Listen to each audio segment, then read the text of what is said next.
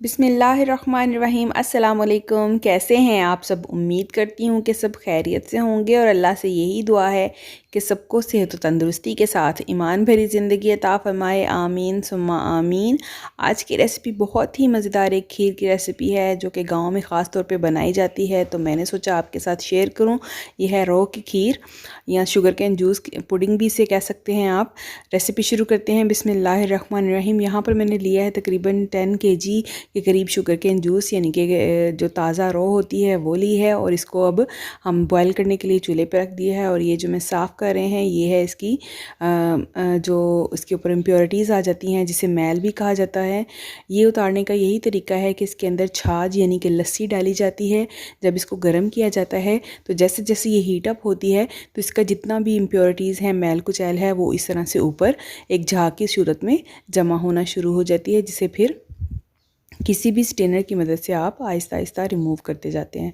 तो ये आप देख रहे होंगे कि ये यहाँ से इसको हम साफ़ कर रहे हैं, और जितना ज़्यादा इसको हम पकाएंगे छाछ डाल के और साफ़ करते जाएंगे, इतनी इसकी जो मैल कुचैल है वो ऊपर आती जाएगी, और जो शुगर केन जूस है या रो है हमारी, वो साफ़ होती जाएगी। आप इस रेसिपी को ज़रूर ट्राई कीजिएगा, इंशाल्लाह ताला आपको बहुत ही पसंद आएगी। इसके बहुत ज़्यादा फ़ायदे हैं, ये बहुत ही अच्छी बनती है और जायका भी इसका लाजवाब होता है। ये देखें, ये इसमें और मज़ीद जो है वो छाछ ऐड कर दी है, यानी दही की लस्सी, और फिर से इसको जो है वो पकने का टाइम दिया जाएगा। जिस तरह से ये पकती जाएगी उतना ज़्यादा जो है वो इसकी मैल कुचैल इसके ऊपर जमा होती जाएगी और बिल्कुल साफ़।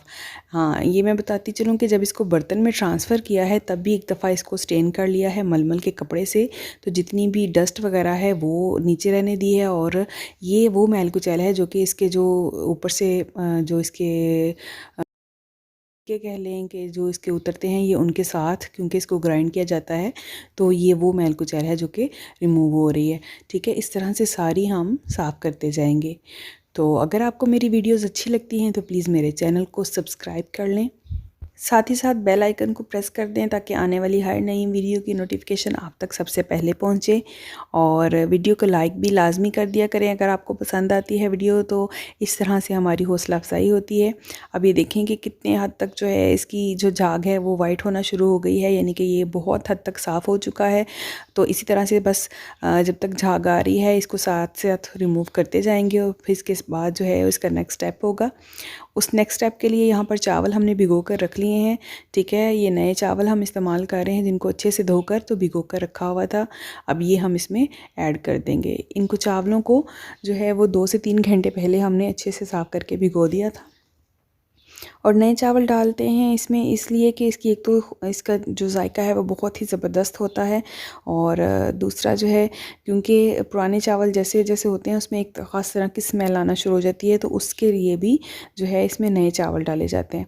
अब ये देखें कितने ज़बरदस्त जो है वो चावल जो है हमारे पकना शुरू हो चुके हैं। बस इसी तरह से ये 2 चीज़ें ही इसकी जो है वो खीर की जान है, यानी चावल डाले जाते हैं इसमें और शुगर केन जूस यानी कि रो डाली जाती है।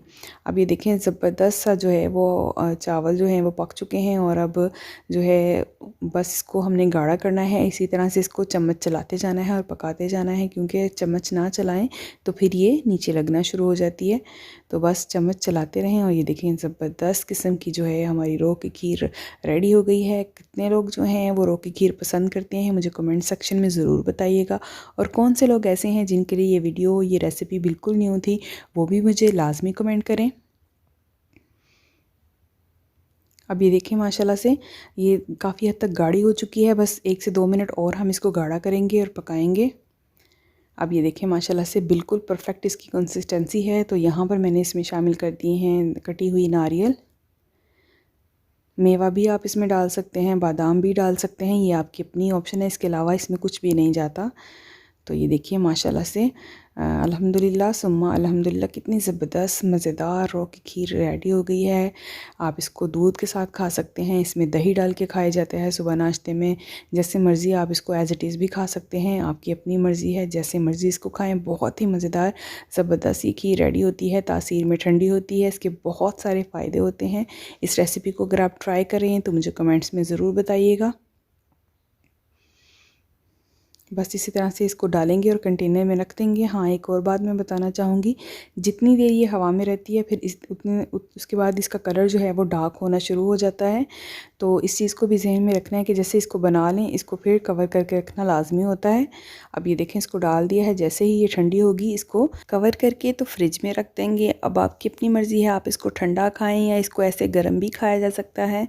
तो अगर आपको वीडियो अच्छी लगे तो प्लीज़ इसको लाइक कर दीजिएगा और चैनल को सब्सक्राइब कर लें। अपना बहुत सारा ख्याल रखें। मिलते हैं फिर किसी और वीडियो में, तब तक के लिए अल्लाह हाफिज़।